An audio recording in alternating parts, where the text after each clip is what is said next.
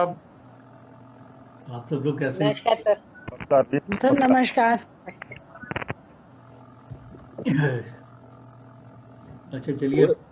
पूरा वीक आपकी एक्टिविटी इसमें पढ़ते पढ़ते निकल गया। क्या कह रहे हैं? हम कह रहे हैं पूरा वीक इतने सारे उसमें मेल और ये व्हाट्सएप इतने आए कि समझ में नहीं आ रहा था क्या पढ़े क्या नहीं पढ़े। नहीं वो ठीक है, वो हम उसमें सिस्टमेटिकली जाएंगे। और अभी हमारा ये चल रहा है, देखिए क्लास 4। इसको मैंने इम्प्रोवाइज करके आप लोगों को भेजा है। हाँ मिल गया। तो प्रभा जी का थोड़ा रिक्वेस्ट था कि ये का डिम था। उन्होंने कहा था कि वो थोड़ा सा आप एक्सप्लेन करके भेजिएगा। अच्छा सर, मेल किया है, व्हाट्सएप पे डाला है सर? ये सब व्हाट्सएप पे डालता हूँ मैं। जी सारा जी व्हाट्सएप पे है ही। इससे जी व्हाट्सएप से आप इसको मेल में डाल सकते हैं। जी सर। तो नहीं सर, व्हाट्सएप से भी डायरेक्ट प्रिंट आउट निकलते हैं सर। व्हाट्सएप को अगर डेस्कटॉप पे खोला जाए तो व्हाट्सएप से भी प्रिंट आउट निकलते हैं। हाँ जी, हाँ बिल्कुल ठीक कह रहे हैं। Thank you sir. Thank you. आपको फिर से मैरिज एनिवर्सरी की बहुत बहुत धन्यवाद सर। तो आपका आशीर्वाद मिला। हाँ, मिठाई में वर्चुअली खिलाऊं कि वैसे? वर्चुअली खिला दीजिए कम से कम। अच्छा मैं शुरू करूं इसके पहले अगर किसी ने कुछ पूछना हो तो जल्दी पूछ लीजिए। अपना हाथ रेस करके आप पूछ लीजिए जिससे भी कुछ पूछना हो। नहीं सर, जब आप रिकैप करेंगे ना सर, तो क्लास 4 में जो नोट्स में 2-4 एक्सप्लेनेशनों की आवश्यकता है, तो सर मैं अभी पूछूं या बाद में पूछूं? देखिए क्लास 4 तो रिकैप नहीं होगा, वो तो अभी हमने इनकम्प्लीट किया हुआ है जहाँ तक हो गया है। देखिए इसमें बेसिकली क्लास 4 के अंदर जो इनिशियल जो हमारे चैप्टर्स हैं वो चैप्टर्स बुक्स और क्लासिकल टेक्स्ट के राइटर्स के बारे में हैं। मैंने नौमांशा के ऊपर काफ़ी काम किया हुआ है और दूसरा मैंने वो मिथ्स को डिमोलिश किया है जी सर। नौमांशा आज के जोशियों के द्वारा उसमें इंटरप्रिटेशन की वेरियस टेक्निक्स को अडॉप्ट किया गया है, जो कि ऐसा बिल्कुल भी नहीं है, क्योंकि जितने भी हमारे 72 नाड़ी ग्रंथ हैं जिसमें जो आपके मंत्र नाड़ी हैं, यंत्र नाड़ी हैं, और उन जैसे ध्रुव नाड़ी है और देव केरलम है, इसी प्रकार से काफ़ी नाड़ी ग्रंथ हैं।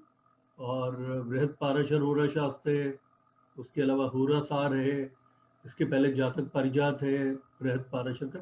जी सर, वो थ्योरेटिकली तो हमारे क्लास 3 के भी कुछ नोट्स में 1-2 एक्सप्लेनेशन की आवश्यकता महसूस हो रही है सर। तो फिर अब उसके बाद ही में बात हो पाएगी। जी जी सर, इसीलिए मैंने पूछा सर आपसे, जैसे आप उचित असल में हमारे क्लास 4 का आज मैं इस टारगेट को लेकर चल रहा हूँ। कल एक्चुअली हमारी बात भी हो रही थी जी सर जी से, तो सुनील जी ने बताया कि वो आपके 16 नोट्स हैं और अगर आप 16 नोट्स को कवर नहीं करेंगे अगर 16 क्लासेस के अंदर में, तो फिर स्टूडेंट्स का काफ़ी मेजर छूट जाएगा।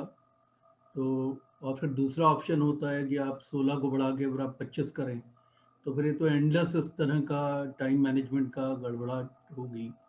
जी सर। तो उनका कहना उचित है कि किसी भी इंस्टीट्यूशन के द्वारा adherence to the time is very important. तो हम जब भी कोई क्वेश्चन होगा तो हम बाद में लेंगे। वैसे भी आप लोगों की आज checking your understanding by holding A small quiz, तो इस तरीके से हम हमेशा करते रहेंगे। ये एक मोटिवेटिंग टूल है स्टूडेंट्स के लिए कि वो घर से पढ़ के आएँ, क्योंकि क्या होता है कि इतनी बड़ी बिरादरी है हमारी यहाँ पे, उस बिरादरी के सामने कटिंग शॉट मतलब नहीं बता पाना is little bit of I would say a motivation to them that next time they will come much more prepared. तो ये और ज्योतिष में ये बहुत इम्पोर्टेंट है कि आपको जो पढ़ाया जाता है आप उसको मनन करके आएँ, उसको पढ़ के आएँ, तभी आप जो है कोई प्रश्न पूछ पाएंगे। अच्छा देखिए ये सब हम कर चुके हैं, जो अभी इस समय सामने जो आप देख रहे हैं वेयर मैं वहाँ पे लेके चलता हूँ आपको। हाँ, ये पॉइंट 3 हमने कर लिया था, लेकिन ये हम रिकैप कर लेते हैं, क्योंकि इसमें ग्रहणम अंशिकम बलम, ग्रहणम अंशिकम बलम या जातक फलम नवमांशे, इन दोनों का ही अर्थ ये है कि ग्रहण एक सर्टेन डिग्रीज पे आकर या आमशा पे आकर, आमशा का मतलब है degrees are connected with the नवमांशा, और चूंकि वो नवमांश में आता है तो ग्रहण, तो ग्रह एक आमशा या नवमांशा पे आके काफ़ी एम्पावर्ड हो जाता है।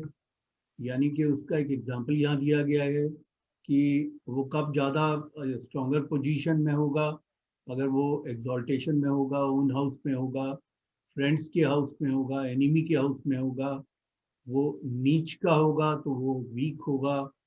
तो ये स्ट्रेंथ जो पता चलती है न केवल ग्रह की पता चलती है, लेकिन ग्रह की ओन्ड जो राशियां हैं D1 में यानी नेटल चार्ट में। प्रभा जी, आपको 2-3 वर्ड्स को ना बार बार आपको सुन के अब याद कर लेना होगा। जब भी कभी हम राशि चार्ट बोलते हैं या हम Yes, डिफरेंट sir, चार्ट वो बोलते हैं या समझ में आता है। नेटल चार्ट बोलते हैं या जातक की कुंडली बोलते हैं, तो उसका मतलब we are talking about D1 chart. D1 chart, और ये जब भी हम नवमांशा बोलेंगे तो नवमांश का मतलब है कि वो उसका आंशा है, यानी कि ग्रहों के D9। जीवन की डिग्री है जिसको कि नवमांशा में मूव करें। मैं आप सभी लोगों को अभी मैं म्यूट कर रहा हूँ। उसका एक कारण है कि मुझे आज 2 मॉड्यूल्स जो है कंप्लीट करने हैं, module number 4 and module number 5, because this is going to be our first class, so I won't be behind as far as the schedule is concerned, because as the courses is going to progress, you are going to find much more greater interesting subjects. और इसमें शुरुआत की जो classes हुई हैं वो थोड़ा सा टेक्निकल ओरिएंटेड थी, तो चूँकि टेक्निकल क्लासेस में ज़्यादा कंसंट्रेट करना पड़ता है, तो इन क्लासेस के जो लेक्चर्स हैं नंबर 6 तक के क्लास के, ये तो आपको मल्टीपल टाइम्स में पढ़ने होंगे। इनसे अगर रिलेटेड कोई क्वेरीज होगी पूछनी होगी। इसके बाद के जो आपके आएंगे वो more of a, it won't be a story line तो नहीं होने वाली, लेकिन वो काफ़ी इजी टू अंडरस्टैंड होगा। वो एक एनालिटिकल सब्जेक्ट होगा जो कि studied with the technical facts कम होगा। तो जैसे पत्नी के बारे में उसके एट्रीब्यूट्स के बारे में निकालना, या एक व्यक्ति के एट्रीब्यूट्स के बारे में निकालना, या करियर के बारे में निकालना, तो वो सारी की सारी चीज़ें जो हैं, तो आप एक पे ही हम अटक के नहीं रहेंगे, क्योंकि आपको बहुत इंटरेस्टिंग टॉपिक्स जो हैं इनमें मिलने वाले हैं, और वो आपके उनकी एप्लीकेबिलिटी आपके day to day reading of charts में होगी। तो जैसे मैंने आपको बताया कि जहाँ पे हम थे कि अगर हमें प्लैनेट की स्ट्रेंथ के बारे में पता चल जाता है, वो उसके प्लैनेट के नवमांश के अंदर में कोणाज में, कोण में बैठने पे, केंद्र में बैठने पे, लाभ में बैठने पे, धन में बैठने पे, और इसी प्रकार से अपनी उच्च की राशि में बैठने पे, अपनी मूल त्रिकोण राशि में बैठने पे, अपनी स्व राशि में बैठने पे, मित्र की राशि में बैठने पे, और वहीं दूसरी तरह, और इस तरह से ग्रह का बलाबल मालूम चलने का मतलब 2 बातें तो स्ट्रेट अवे हो गई कि D1 चार्ट में, नेटल चार्ट में उसकी 2 राशियां हैं, 5 ग्रह जो हैं 2 राशियों वाले हैं, यानी कि मंगल है, शनि है, गुरु है, बुध है, शुक्र है, ये 5 ग्रहों की 2 राशियां हैं। सूर्य और चंद्र की एक एक राशि है। राहु और केतु की कोई राशि नॉर्दर्न इंडिया में नहीं है, लेकिन मैं जैसे मैंने आपको बताया कि साउथ इंडियंस जो हैं राहु की वर्गो मानते हैं और केतु की पाइसेस मानते हैं, इसीलिए केतु मोक्ष कारक होते हैं। तो बहरहाल कहने का मतलब है कि ये 2 चीज़ें तो उसमें काफ़ी प्रबल हो जाएंगी अगर ग्रह का बल अगर आपको नवमांश में मिल जाता है, और उसके अलावा ग्रह के कारकत्व होते हैं, उन अपने कारक प्रॉपर्टीज में भी ग्रह काफ़ी अच्छा हो जाता है। जैसे अगर बुध किसी का अच्छा होगा अगर, तो उसकी कारक प्रॉपर्टीज क्या हैं? बुध एक कम्युनिकेटर है, यानी कि PR का प्रिंसिपल प्लैनेट है, पब्लिक रिलेशंस का। दूसरा कम्युनिकेशन का है, जो गिफ्ट ऑफ गैप कहते हैं, यानी कि वाक सिद्धि है, वो बुध के क्षेत्र में है। उसी प्रकार बुध राइटिंग मटेरियल का है, और बुध जो है एनालिटिकल एबिलिटीज़ का है, मैथमेटिक्स का है, एस्ट्रोनॉमी का है, एस्ट्रोलॉजी का है, ट्रेड का है, और इसी प्रकार से बुध एक मैनेजमेंट में एक थिंकर माना जाता है।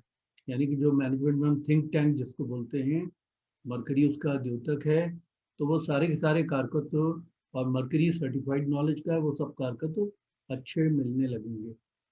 अब इसी प्रकार से अगर वो राशि चार्ट के अंदर में प्लैनेट का डेबिलिटेटेड है यानी नीच का है और वो एग्जॉल्ट हो जाता है नवमांशा के अंदर में, तो उसके फल बहुत अच्छे मिलते हैं और व्यक्ति को जो है लाइफ में राइज मिलता है। और उसी प्रकार से उसके विपरीत में अगर प्लैनेट अगर राशि चार्ट के अंदर यानी D1 चार्ट के अंदर में वो नीच का है किंतु नवमांशा में उच्च का हो जाता है तो अच्छे फल मिलते हैं। और अगर D1 में अगर ऑन द कॉन्ट्ररी उच्च का है लेकिन नवमांश में जाके नीच का है तो उसके अल्टीमेटली फल खराब मिलते हैं। तो उसका मतलब एक वेटिंग चार्ट है जो कि एक्चुअल में ग्रहों के जो दिखावे के बल हैं उसको डिमोलिश करता है। एक ग्रह जो है नेटल चार्ट, राशि चार्ट या D1 चार्ट में दिखावे का बस उच्च का हो सकता है लेकिन एक्चुअल में उसके अंदर उच्च की स्ट्रेंथ ना हो, तो ये नवमांशा हमें बताएगा। जो आमशा बल से जो हमें पता चलता है वो हमें व्यक्ति के पारिवारिक जीवन के बारे में, डोमेस्टिक हैप्पीनेस के बारे में पता चलता है।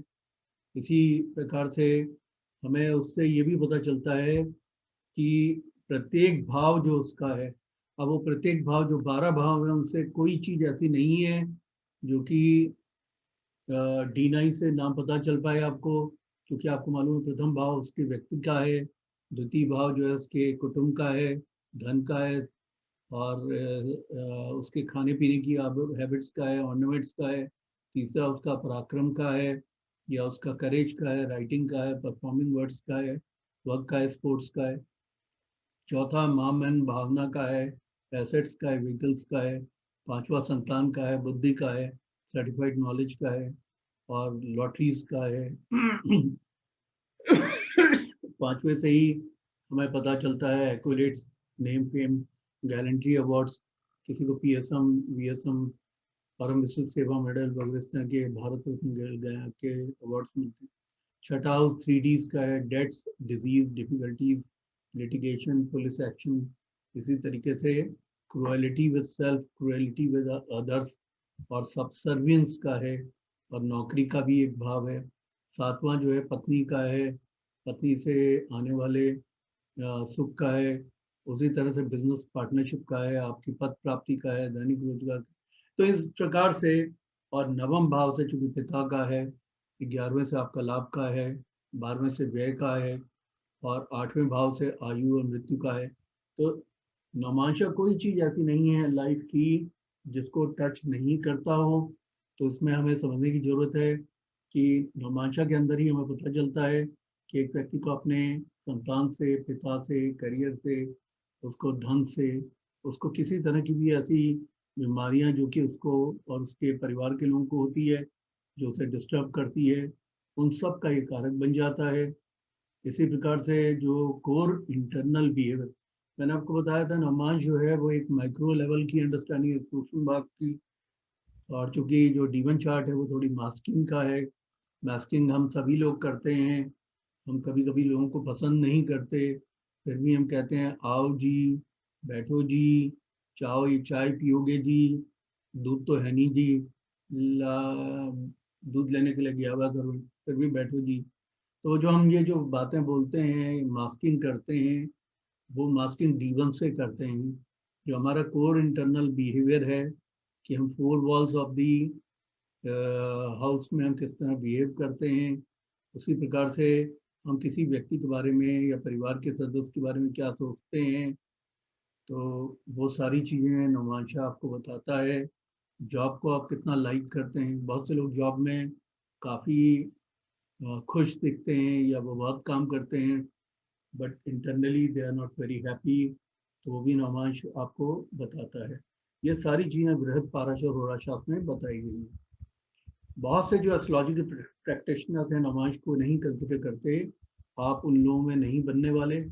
आप नवमांश को कैलकुलेट करोगे या नवमांश को आप स्टडी करोगे तो आपके प्रेडिक्शंस काफ़ी सही होंगे और उसी प्रकार से आप ज़्यादा अच्छे प्रोफेशनल एस्ट्रोलॉजर कहे जाओगे। अब नाड़ी ग्रंथ जो है, जैसे चंद्रकला नाड़ी है, उसमें नवमांश की जो पोजीशन है उसको सुपर इम्पोजिशन से समझा जाता है। D9 के चार्ट में जो नवमांश के जो ग्रह हैं यानी जिन राशियों में हैं उनको उठा के D1 के चार्ट में पोस्ट कर दिया जाता है, उसे राशि तुल्य नवमांश कहते हैं, RTN।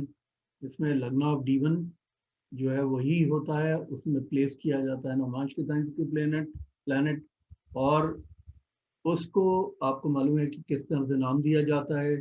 प्रथम भाव में होता है तो लग्नांशा हो गया, द्वितीय में है वित्तांशा हो गया, तृतीय में है पराक्रमांशा हो गया, चौथे में सुखांशा हो गया, पांचवें में पुत्रांशा पंचांशा हो गया, छठे में आयरांशा रोगांशा हो गया, सातवें में कलात्रांशा भार्यांशा हो गया, आठवें में निधनांशा हो गया, नवम में भाग्यांशा हो गया, दसम में कर्मांशा हो गया, 11वें में लाभांशा हो गया और 12वें भाव में व्यवांशा। इनके जो नाम दिए गए हैं तो उन्हीं नामों के अनुरूप वो काम भी करते हैं। मैंने आपको बार बार बताया कृष्णमूर्ति पद्धति के साथ में इसका मैंने आपको एग्जाम्पल भी एक रिलेटिव एग्जाम्पल दिया है। जैसे कृष्णमूर्ति पद्धति भी प्लैनेट को एक सोर्स मानती है, यानी प्लैनेट ने कारकत्व तो अपने भाव के रिजल्ट्स के सोर्स क्रिएट करता है, लेकिन जो इन्वॉल्वमेंट है उसका, देखिए सोर्स का मतलब है, यूँ समझिए, आप सभी लोग ध्यान से सुनिएगा, आपके घर के अंदर बहुत फर्नीचर है और बहुत इलेक्ट्रिसिटी है, और इलेक्ट्रिक के आपके पास घर में LEDs भी हैं और फैंस भी हैं, AC भी हैं, लेकिन आप देखिए कि अभी आपका इन्वॉल्वमेंट किस में होने जा रहा है। मार्च के महीने के बाद आप अपने ACs को ऑन करेंगे, आप अपने एयर कंडीशनर्स की सर्विसिंग कराएंगे, अगर किसी रूम में AC नहीं होगा तो आप खरीद के फिट करेंगे, इसे इन्वॉल्वमेंट बोलते हैं। तो KP में भी जो प्लैनेट होता है वो प्लैनेट तो सोर्स होता है, और वो सोर्स का अभाव होने से कुछ नहीं हो सकता, यानी सोर्स का मजबूत होना जरूरी है तो सोर्स होता है, और जो इन्वॉल्वमेंट होता है नक्षत्र होता है। तो इसी तरीके से जैसे कि अभी आपका AC के प्रति इन्वॉल्वमेंट होने वाला है। और जो सब होता है, अब वो AC को कोई आदमी रिपेयर करेगा कि नहीं, उसका एक्सपीरियंस आपका बेटर होगा, हैप्पी होगा, ये KP सिस्टम के अंदर में सब बताता है, सबकी जो पोजीशन है वो बताती है, उनमें कुछ भावों में सब अच्छे रिजल्ट देते हैं, यानी कि सभी ये डिसाइड करता है कि आपका जो ओवरऑल एक्सपीरियंस इसमें होने वाला है वो ओवरऑल एक्सपीरियंस बेटर होगा या हैप्पी होगा। पता चला AC वाले ने आके AC को डैमेज कर दिया, या वो AC को उसने रिपेयर करते हुए उसने जो है पैनल खराब कर दिया, तो उसका तो बेटर एक्सपीरियंस रहा, क्योंकि आप उस गरीब आदमी से तो आप पैनल की कीमत नहीं मांगेंगे। पैनल कभी कभी इन्वर्टर AC में 12,000 का आता है, अगर आपका अंडर वारंटी नहीं है तो आपके सिर पे पड़ेगा। तो बहरहाल कहने का होता है, सब से ही ये पता चलता है कि वो किस लेवल का बेटर या किस लेवल का हैप्पियर एक्सपीरियंस क्रिएट करने वाला है। अब देखिए इसमें है कि प्रत्येक जो डिविजनल चार्ट्स होते हैं उनके कारक होते हैं, और कारक का मतलब होता है, कारक के बारे में जैसे मेरा एक वीडियो है मंत्र मेडिटेशन में, मंत्रा नहीं है, उसकी स्पेलिंग गलत मत डालिएगा, मंत्रा की स्पेलिंग तो MANTRA है, लेकिन वो पंडित जी ने नारनोल वाली इंग्लिश से लिख दिया है मंत्र मेडिटेशन, MANTER, मंत्र मेडिटेशन। लेकिन आपको मंत्र मेडिटेशन में मेरा वीडियो मिल जाएगा, जो मैंने आपको कारक के ऊपर बोला है। तो कारक क्या होते हैं? To provide and protect. To provide and protect का मतलब होता है कि वो आपको देता भी है, और आपके पास वो जो चीज़ होती है उसके कारकत्वों की, उनका वो प्रोटेक्शन भी क्रिएट करता है। यानी अगर किसी का शुक्र बहुत अच्छा होगा तो न केवल वो अच्छी पत्नी और अच्छी गाड़ी दिलवाएगा, उसको वो प्रोटेक्ट भी करेगा। Provide and protect. प्रोटेक्ट का मतलब उनके स्वास्थ्य को अच्छा करेगा, रिलेशंस को अच्छा करेगा, गाड़ी को जो है शोरूम कंडीशन में रखेगा, गाड़ी कभी रुकेगी नहीं, खराब नहीं होगी। ठीक है, तो अब जो प्रत्येक डिविजनल चार्ट्स होते हैं उनके कारक प्लैनेट्स होते हैं। तो नवमांशा का जो कारक प्लैनेट मेनली है वो शुक्र है, पति और पत्नी दोनों के लिए, क्योंकि नवमांशा मैंने आपको बताया कि धर्म भाव का लाभ है। धर्म भाव आपका 9th है, उसका लाभ क्या होगा? उसका 11th यानी कि सप्तम भाव है। सप्तम भाव का ये माइक्रोस्कोपिक एनालिसिस है, तो उसका मतलब है कि इसका जो प्राइमरी जो कारक प्लैनेट है, सप्तम भाव से क्या आती हैं? पत्नी आती हैं, और पत्नी के साथ में जो कंजुगल ब्लिस है, मैं कुछ ऐसे टेक्निकल वर्ड्स यूज़ करूंगा जिनका मतलब आप लोगों को मालूम होना चाहिए, क्योंकि यहाँ पे हमारे क्लास में छात्र और शिक्षक हैं और सारे के सारे मैच्योर्ड हैं। कंजुगल ब्लिस कहते हैं मैन वाइफ रिलेशंस को, तो लेकिन मैं इस तरह के वर्ड्स यूज़ करूंगा, कॉपुलेशन या कंजुगल ब्लिस, जो कि थोड़ा डिसेंट लगते हैं। यानी इसमें आप देखिए, जो चूंकि सप्तम हाउस से कंजुगल ब्लिस आती है और पत्नी आती हैं, तो चाहे वो मेल हॉरोस्कोप हो या वो फीमेल हॉरोस्कोप हो, उन दोनों के अंदर ही जो प्राइमरी कारक है वो शुक्र है। और लेडीज की केस में हम इसमें मंगल की पोजीशन को भी नवमांश में देखते हैं, क्योंकि मंगल की जो ओवरऑल पर्सनालिटी है पति से आने वाली, वो मंगल उसको डिसाइड करता है। पति की पर्सनालिटी के वेरियस एट्रीब्यूट्स आपको नवमांशा पोजीशन ऑफ मंगल आपको उसका डिस्पोजिटर बताएगा। नवमांश में हम मंगल को लग्नवत कर लेंगे तो आपको पता चल जाएगा कि आपके पति जो हैं वो हार्ड वर्किंग हैं, या राहु जैसा प्लैनेट वहाँ थर्ड में बैठ गया तो उनको आलसी बना रहा है, या शनि जैसा प्लैनेट बन गया बैठ गया तो मेहनती तो बना रहा है लेकिन अंडर ए सिस्टम बना रहा है। शुक्र जैसा प्लैनेट बन गया बैठ गया तो वो बहुत प्लेजर लविंग है। तो आप उनके जितने भी पर्सनालिटी के एट्रीब्यूट्स हैं लेडीज़ की कुंडली में मंगल से पता चलते हैं, और उसी प्रकार से पत्नी के जितने भी एट्रीब्यूट्स हैं वो शुक्र को लग्नवत करके आपको पत्नी के एट्रीब्यूट्स यानी पर्सनालिटी के वेरियस एट्रीब्यूट्स आपको पता चलते हैं। आप में से जितने भी प्रश्न पूछना होगा वो हाथ खड़ा करेगा तो मैं फिर उनको म्यूट करूंगा। आज मैंने क्लास में सारों को म्यूट इसलिए किया है, मैंने आपको बताया आज का मेरा जो गोल पोस्ट है वो 4th को भी करना है और इसके अलावा 5th को भी करना है, क्योंकि आज का हमारा जो एक्चुअल मॉड्यूल है वो 5th है। 4th हमारा उस बार रह गया था क्योंकि बहुत ज़्यादा लोगों ने प्रश्न पूछा था, and we had gone back to the class number 1, then class number 2 and class number 3, so it's being getting repeated all the while।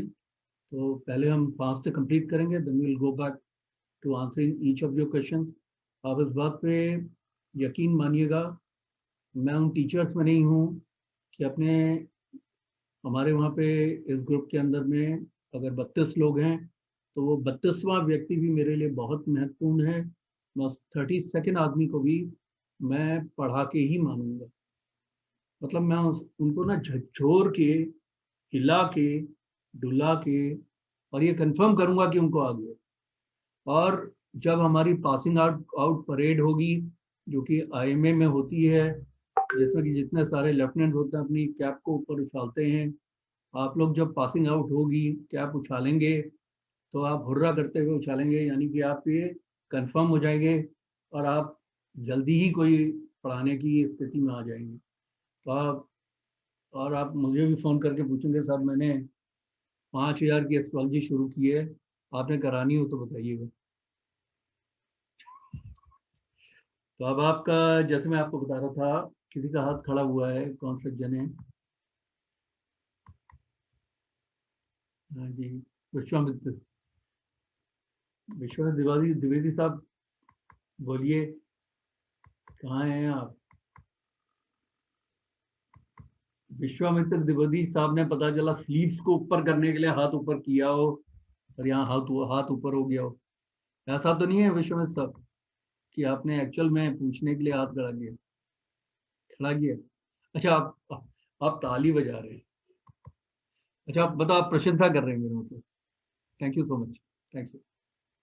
अच्छा देखिए, तो इसमें व्यक्ति की लॉन्जिविटी के बारे में, लॉन्जिविटी ऑफ मैरिटल लाइफ के बारे में अगर फीमेल के देखना है तो हमने जो है जुपिटर की पोजीशन को देखना है, और जुपिटर की पोजीशन जो है वो ये भी बताती है कि पति पत्नी के बीच में कितने अच्छे रिलेशन होंगे और कितनी strong longevity of marital life है। लॉन्जिविटी ऑफ मैरिटल लाइफ, मेरे एक क्लाइंट हैं जो कि उत्तराखंड के रिटायर्ड डायरेक्टर जनरल पुलिस हैं। उन्होंने पंत साहब ने, विजय राघव पंत साहब ने अभी अपनी 50वीं मैरिटल मतलब मैरिज एनिवर्सरी मनाई है। तो मतलब आप ये समझिए कि स्काई इज द लिमिट। अभी प्रभा जी की 25वीं थी मैरिज एनिवर्सरी, मेरी 30 के बाद से अब मैं भूल गया हूँ कि आगे कितनी होती हैं। 30 तक तो मुझे याद था, अब 30 से कुछ बढ़ गई है। तो बहरहाल कहने का मतलब है कि मैरिज एनिवर्सरी वगैरह लोगों की 70 साल मैंने सुना है, जापान में 80 साल तक मैरिज एनिवर्सरी रही है। तो ये जुपिटर बताएगा। जुपिटर न केवल पति पत्नी के गुड रिलेशंस को बताता है, ये लॉन्जिविटी ऑफ मैरिटल लाइफ को भी बताता है। और जो D9 कुंडली के अंदर में मून की जो पोजीशन है वो मैरिटल ब्लिस को बताता है। ब्लिसफुल मैरिड लाइफ जो होती है, ब्लिसफुल मैरिड लाइफ का मतलब ये होता है जब पति पत्नी एक दूसरे से देख के हमेशा खुश होते हैं, एक दूसरे को लकी समझते हैं, एक दूसरे का पूरक मानते हैं। अब इसके बाद नेक्स्ट पॉइंट है कि किन स्थितियों में जो नवांश का जो असेंडेंट है, अगर वो बुरे हाउसेस में बैठा होगा, तो बुरे हाउस आप जानते हैं दुख स्थान है 6-8-12। अगर वो प्लैनेट जो है ऑन द कॉन्ट्ररी अगर स्ट्रेंथ उसको मिलनी है, तो वो स्ट्रेंथ कैसे मिलेगी? अगर वो नवांश कुंडली के अंदर में उच्च का होगा, स्वराशिस्थ होगा, मूल त्रिकोण की राशि का होगा, मित्र की राशि का होगा, ट्राइनल हाउसेस में होगा जैसे कि 1st, 5th एंड 9th, या केंद्र भाव में होगा 1st, 4th, 7th and 10th में, या इसी प्रकार से एस्पेक्टेड बाय बेनिफिक हो, अगर उसके ऊपर बेनिफिक प्लैनेट का एस्पेक्ट होगा, तो इन स्थिति के अंदर में नवमांश में उस प्लैनेट को बली माना जाएगा या नवमांश के लगन को बली माना जाएगा। अगर प्लैनेट जो है पाप कर्तरी है, यानी कि उसके 2nd एंड 12th में अगर मेलिफिक प्लैनेट्स हैं, वो मेलिफिक प्लैनेट के द्वारा दृष्ट है, तो ऐसा प्लैनेट खराब माना जाएगा।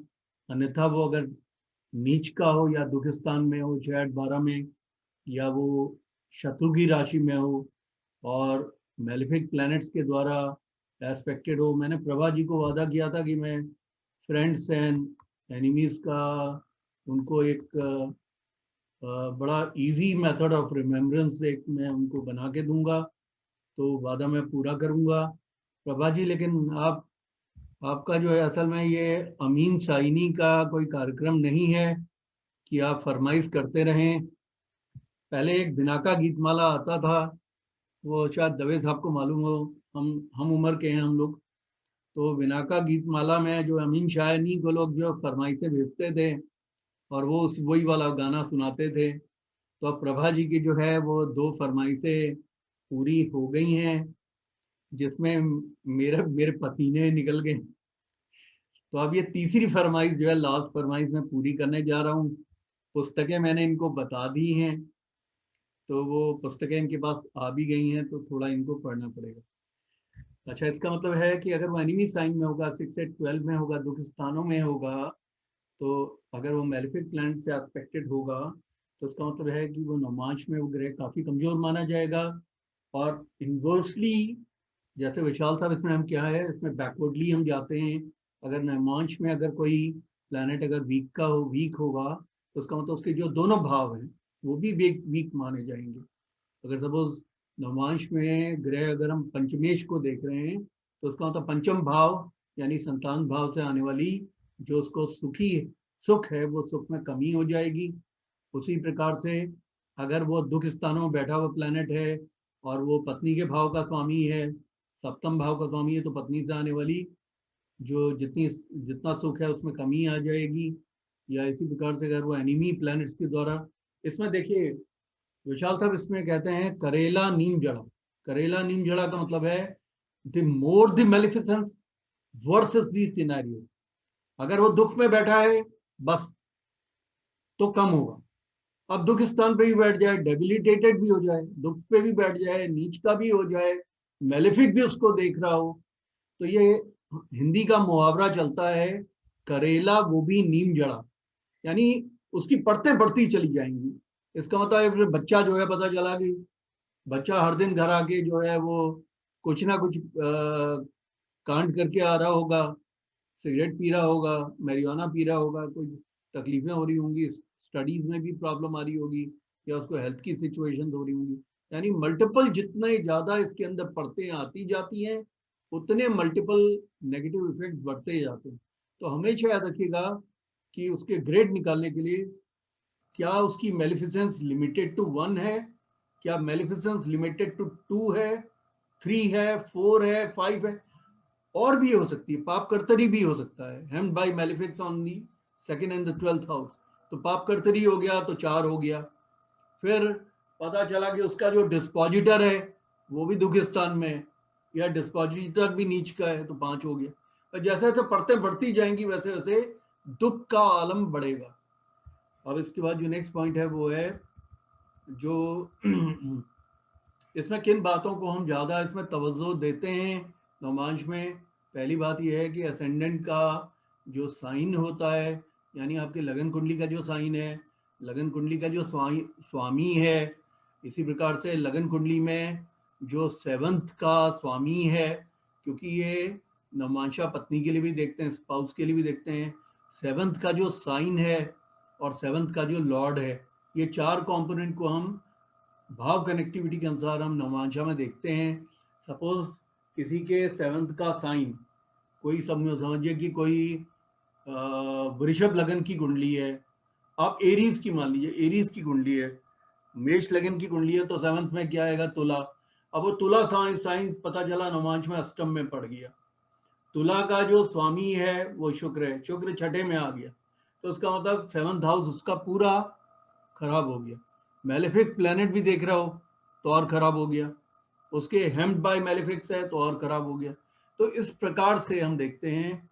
तो इसी प्रकार से D1 का जो 9th लॉर्ड है, क्योंकि नवमांशा को धर्मांशा या भाग्यांशा भी कहते हैं, तो 9th लॉर्ड जो आपकी कुंडली का है उसकी पोजीशन को भी D1 में देखा जाता है। और मित्रों, मैं आपको एक बात बता दूं, आप सारे म्यूट नहीं हो, ऐसा विश्वामित्र साहब ने तो अनम्यूट कर लिया, ये तो जादू जानते हैं पूरा। तो बहरहाल आप लोग म्यूट नहीं हो, कंप्यूटर विजर्ड हैं विश्वामित्र साहब। म्यूट ऑल मैंने किया था, उन्होंने आपको अनम्यूट कर लिया, कोई बात नहीं, अनम्यूट कर लिया। So long as there no surrounded sounds, कोई भी ऐसी प्रॉब्लम नहीं। आप लोगों को मैं बताना चाहूँगा, सुनील जी नमस्कार, मैं आप लोगों को ये बताना चाहूँगा कि अगर नवमांश के अंदर अगर आप लोगों को कोई प्रश्न आता है इसमें नवमांश में, अगर आपने अपना हाथ रेज कर दिया तो मैं आपको अनम्यूट करूँगा और आपके प्रश्नों का जवाब दूंगा, क्योंकि हमारा ये मोनोलॉग नहीं है, this is not a monologue teaching. ये कोई एक ऐसा नहीं है कि कोई महात्मा जो है सरमन दे रहा हो, ये टीचिंग क्लास है। जहाँ पे आपको नहीं समझ में आता, बिंदास होके आप उस समय रोकिए मुझे और पूछिए कि ये बात मुझे नहीं समझ में आई है। तो बहरहाल असेंडेंट में जैसे मैंने आपको बताया कि जो लग्न कुंडली होती है, लग्न कुंडली का जो D1 है असेंडेंट है और उसका असेंडेंट लॉर्ड है, जो D7 है उसका साइन है और उसका लॉर्ड है। चूंकि ये भाग्यांशा और धर्मांशा भी है तो 9th लॉर्ड है, उसका भाव है और उसका स्वामी है। इनकी पोजीशंस को हम नवमांशा में जरूर देखते हैं। इनको देखकर हमें पता चलता है कि एक व्यक्ति को जीवन के अंदर कितनी समृद्धि या कितनी इज्जत मिलने वाली है। साथ में हर डिविजनल चार्ट में चंद्रमा को देखा जाता है, क्योंकि चंद्रमा क्या है? आपकी हंसी, खुशी, उल्लास, प्रसन्नता, प्लेजर, इनका प्लैनेट है। जिसके चेहरे खिलते नहीं है, जिसे स्माइल करने में तकलीफ होती है, यानी समझिए उसका चंद्रमा थोड़ा पीड़ित है।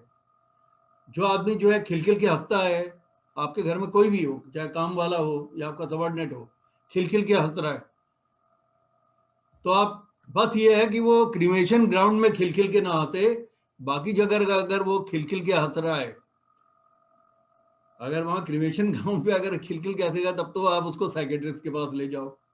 अदरवाइज अगर वो खिल खिल के हंस रहा है, वो बहुत प्रसन्न है, खुश है, और उसका चेहरा बिल्कुल जो है खिले हुए फूलों की तरह आपको दिखाई पड़ रहा है, तो आप समझ लीजिए कि उसका चंद्रमा बहुत अच्छा है कुंडली के अंदर। और अगर वो स्टोन फेस्ड है तो उसके चंद्रमा में कुछ ना कुछ कमी है। तो बहरहाल जो चंद्रमा है वो बहुत इंपॉर्टेंट होता है। अगर ऐसा किसी का चंद्रमा है कि उसको डिप्रेशन हो रहा है या उसको हंसने में मुश्किल होती है, कभी वो जाके बंद टॉयलेट में मिरर के सामने खड़े होके हंसने की कोशिश करे और उसे लगे कि ये तो हंसना तो महाभारत है, इससे आसान काम तो जिम में हो जाता है, तो आप समझिए उसको सोमवार के व्रत रखने की जरूरत है। वो मंडे का फास्ट रखे, मोती पहने, तो उसको हंसी आनी शुरू हो जाएगी। दूध का दान करे, दूध के पैकेट अपने साथ लेके जाए, बच्चे जो भीख भीख मांगते हैं उनको कभी पैसा ना दे, दूध का पैकेट उठाया दे दिया। अब समझ गया। तो बहरहाल ब्लिसफुल एटीट्यूड, मैरिटल एटीट्यूड, ये सब इससे देखा जाता है, वेदर देखा जाता है, मेडिटेशन देखा जाता है, कपल के बीच में जो फिजिकल अट्रैक्शन वो देखा जाता है, मैन वाइफ के बीच में। इसी प्रकार से जब मैन वाइफ के बीच में फिजिकल अट्रैक्शन या एक मैन वाइफ रिलेशन की बात आती है, तो उसके अंदर एक रोल अदा करने वाले दो ग्रह और हैं, वो है मंगल और शुक्र। जैसे मैंने आपको बताया कि मंगल जो है वो पति का कारक है D9 के अंदर लड़कियों के लिए, और शुक्र है पत्नी का कारक लड़कों के लिए। तो इसलिए मंगल और शुक्र भी इस तरह के कॉपुलेशन के रोल में अपना रोल अदा करते हैं। और इसलिए चूंकि चंद्रमा जो है मानसो जायते, मन का कारक माना जाता है, तो आदमी का जो स्टेट ऑफ माइंड है, उसका सेटिस्फैक्शन लेवल है, उसकी हैप्पीनेस है, उस पर पूरा अधिकार चंद्रमा का है। तो चंद्रमा की पोजीशन को D9 में प्राइमरली स्टडी किया जाता है एक व्यक्ति के एटीट्यूड एंड हैप्पीनेस को देखने के लिए। और इसी प्रकार से ये इसकी इंपॉर्टेंस सभी डिविजनल चार्ट्स में दी जाती है कि इंडिविजुअल को जो हैप्पीनेस है रिलेटेड टू उस सब्जेक्ट ऑफ डिविजनल चार्ट मिलेगा कि नहीं। जैसे सप्तांशा कुंडली में अगर चंद्रमा अच्छा है तो उसका मतलब ओवरऑल हैप्पीनेस व्यक्ति को बच्चों को लेकर मिलेगी। अब इस प्रकार से एक नियम जो है इसको आपने बहुत ध्यान से सुनना है। नियम है 10 नंबर।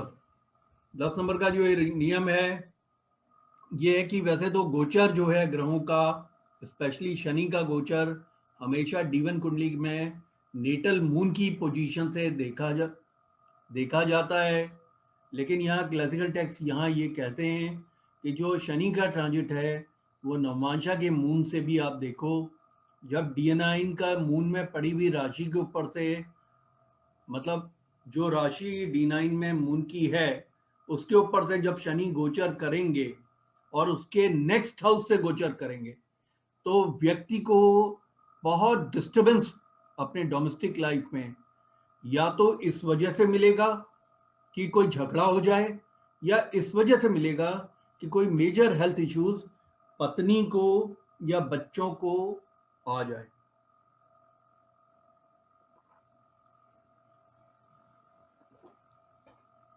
लास्ट नवमांशा की क्लास में मैं पढ़ा रहा था तो एक स्टूडेंट मेरे पास आया, बोला सर जरा मेरा देखना कि कोई ऐसा 7.5 तो मेरे को नवमांशा में नहीं चल रही है, कोई ऐसा जो शनि का गोचर मेरे नवमांशा के शनि के ऊपर से तो नहीं निकल रहा है, अगर निकल रहा है तो जल्दी बता दो।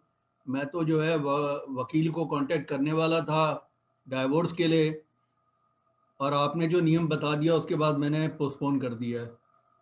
अब वो कब जाके गोचर करेगा मुझे आप बता देना। तो बहरहाल वो एटीट्यूड की बात है। चंद्रमा मानसो जायते, मन का कारक है, लोग हमेशा शॉर्टकट को ढूंढते हैं। जो प्रत्यूष हैं जो कि सेज वारामिहिर के बेटे थे जिन्होंने होरासार लिखी है, वो प्लैनेट्स को राशिगत होने पे उनको नामकरण करते हैं। वो कहते हैं अगर कोई प्लैनेट मेष राशि में है तो उस प्लैनेट को हम बोलेंगे मेषांशे। अगर कोई प्लैनेट वृष राशि में है नवमांश में तो उसे बोला जाएगा वृषांशे। अगर कोई प्लैनेट जेमिनाई में है या मिथुन में है तो उसे बोला जाएगा मिथुनांशे। इसी प्रकार से मीन राशि में है तो मीनांशे। तो वो ये कहते हैं, प्रत्युष साहब का होरासार में ये लिखना है कि आपको राशियों की कैरेक्टरिस्टिक्स के बारे में पता है। अगर वो मेषांशे है कोई प्लैनेट नवमांश में, तो आप यूं समझ लीजिए कि अगर आपका शुक्र मेषांशे है तो शुक्र जो आपका पत्नी का कारक है वो मेष लगन के गुणों को दिखाएंगी। अब मेष लगन के गुण आपको मालूम है, एग्रेसिव लगन है, आपको मालूम है कि मेष लगन लीडरशिप वाला है, एंटरप्राइजिंग है, एनर्जेटिक है, स्टेमिना वाला है, लेकिन किसी का सबऑर्डिनेशन बर्दाश्त नहीं करता और खुद अपने अफसरों के सामने इनसबऑर्डिनेट होता है, यानी अफसरों की तो सुनता नहीं, और मातहतों के साथ में हुक्म उदूली पे उनको निकाल देता है, उनको प्रताड़ित करता है। यानी कि वो बड़ा डबल उसका बिहेवियर होता है, डायबोलिकल, कि मतलब अपने ऊपर वालों की तो सुनता नहीं, वहां पे तो कहता है कि मैं एम इंडिपेंडेंट थिंकर, आपने मुझे ऑर्डर दिया था but I am a independent thinker. इसलिए मैंने काम नहीं किया। और अगर उसके अंडर वाले ने अगर उसको नमस्ते भी नहीं की या सैल्यूट नहीं मारा तो कहेगा मेरे को सैल्यूट क्यों नहीं मारा। तो बहरहाल कहने का मतलब है कि अब आप ये समझ सकते हैं कि जिस राशि के अंदर वो बैठेगा, अगर वृष अगर मेष में बैठ गया तो मेषांशे हो गया। तो होरा सार में ऋषि प्रत्युष ने कहा है कि जो भी जातक उससे आएगा, जैसे कि अगर सपोज आपका पंचमेश आके मेषांशे हो गया तो आप समझ लीजिए आपका जो एल्डर चाइल्ड है बिल्कुल मेष लगन की क्वालिटीज को लेकर बैठा होगा, जो मैंने अभी आपको क्वालिटीज बताई हैं। तो उन्होंने कहा कि जो राशि की कैरेक्टरिस्टिक्स होती हैं वो साइन के ऊपर वो बहुत ज़्यादा इसमें रोल प्ले करती हैं। अब जैसे इसके अंदर है नाड़ी ग्रंथ में, जैसे देव केरलम या इसको बोला जाता है राशि तुल्य नौमांश, जो देव केरलम या चंद्रकला नाड़ी में दिया गया है उसके बाबत ये बात बताई गई है कि जो राशि तुल्य नौमांश होता है, नौमांश जो है इसमें नौमांश के जो ग्रह होते हैं D1 में पोस्ट होते हैं, उसी प्रकार से देव केरलम ने और ध्रुव नाड़ी ने ये बोला है कि ये क्या हो गया,